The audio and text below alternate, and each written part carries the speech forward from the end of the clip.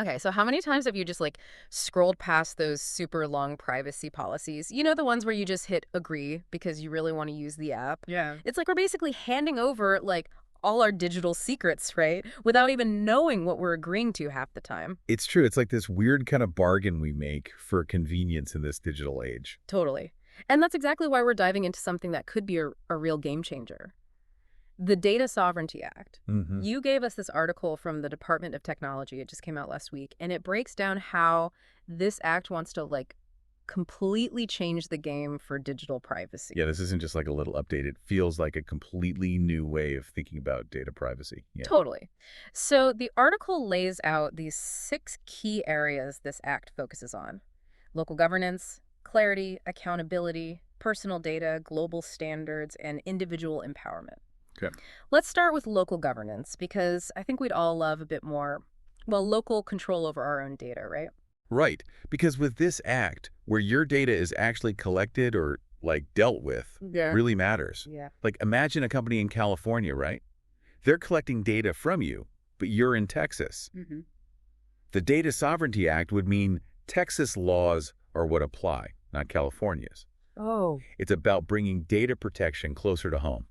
Right. So it's like finally getting a privacy policy that actually reflects where you live. Exactly. That's awesome.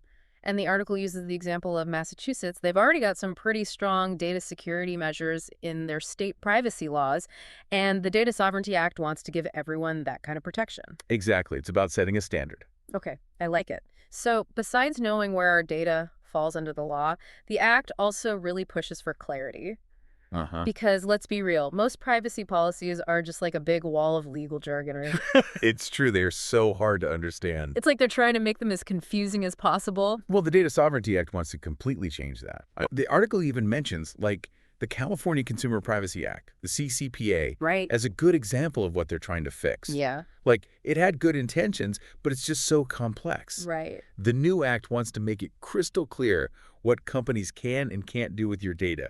No more legal mumbo-jumbo. Wait, so you're telling me this act could actually make those crazy privacy policies disappear? That's the plan. That's huge. Imagine, like, going to your doctor and instead of getting that huge privacy policy, you get a clear, simple explanation of how they use your data. Yes. No more legal jargon, just straight to the point. I'm already liking the sound of this. Okay, but having clear rules is only half the battle, right? You need to be able to enforce them. Exactly. Which brings us to that next point: accountability. That's a big one. So right now we've got laws like HIPAA, that's for health information, and GLBA for financial data. Right. But they don't always have like the strongest enforcement. It's like having a speed limit, but no one to give out speeding tickets. Exactly. People might slow down a bit, but there's no real consequence for breaking the rules. Exactly. So how does this new act plan on changing that? Real consequences. Okay.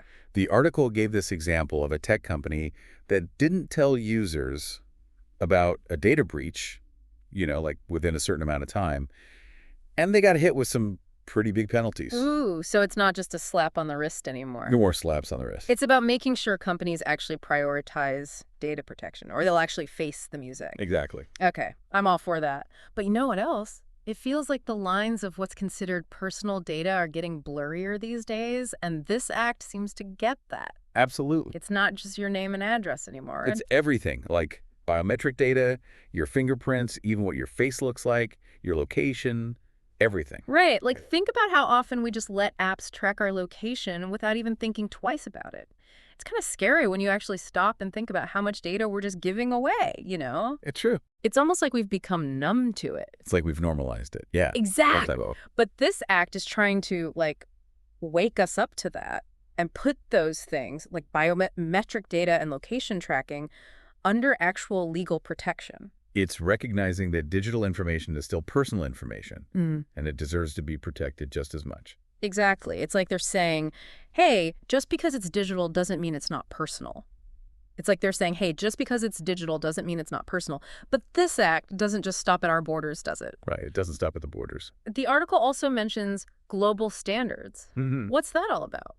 So we're talking about a globally connected world, right? Yeah. Data just goes everywhere. Right.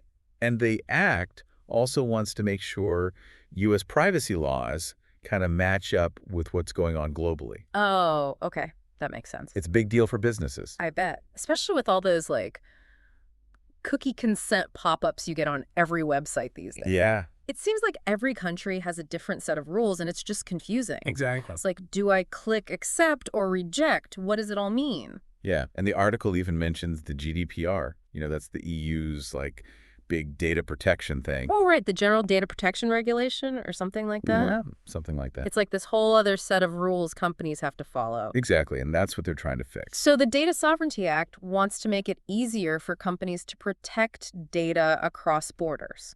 Yeah, like a more unified approach to privacy. So it's about finding that sweet spot, right? Yeah. Where you're protecting people, but you're also not making it impossible for businesses to, actually do business. Exactly. Makes sense. But at the end of the day, it really comes down to us, the individuals, right? It's the individual. Which leads us to that last key point from the article, individual empowerment. Yes. And this part seems really important, making sure we actually have a say in how our data is being used. It's about giving you control.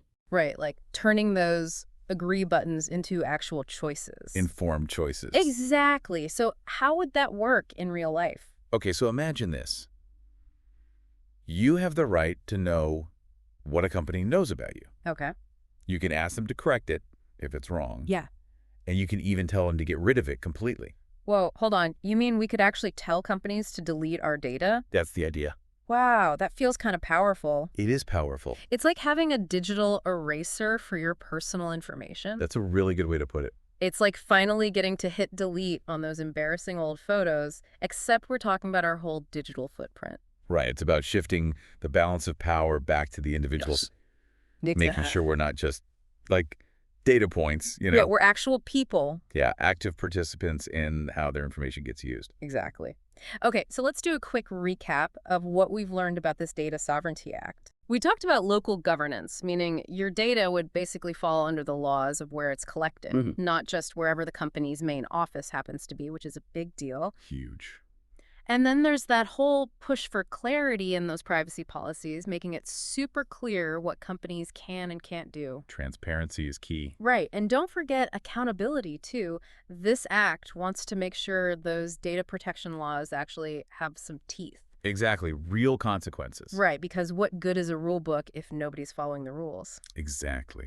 We also talked about how the act wants to include things like biometric data and location data as personal data. Right, because it is personal data. Exactly. It recognizes that just because it's digital doesn't mean it's not sensitive information. It's 2024. Our laws need to catch up with technology. Exactly. And then, of course, there's that goal of aligning U.S. laws with global standards, which is a whole other can of worms. A big can of worms. Right. But it seems like it could be really good for businesses in the long run and for us. Absolutely. Streamline things. Exactly. But like we talked about, at the heart of all of this is individual empowerment, giving us more control over our own data, That's the goal. having the ability to see it, to correct it, to delete it. That's powerful stuff. It is. So as we wrap up, I'm curious to see how this actually plays out, It's going to be interesting. Like, will it actually stifle innovation, like some people are saying? Yeah, there are definitely some concerns. Or will it actually push us towards a more, responsible and ethical way of dealing with technology and data? That's the hope, right? Exactly. I think it's definitely something to keep an eye on. Absolutely. So to everyone listening, keep those questions coming. Keep reading those privacy policies. Hopefully they'll be a bit easier to understand soon. And stay informed about what's happening with your data. Knowledge is power. It really is, especially in the digital age. Couldn't agree more.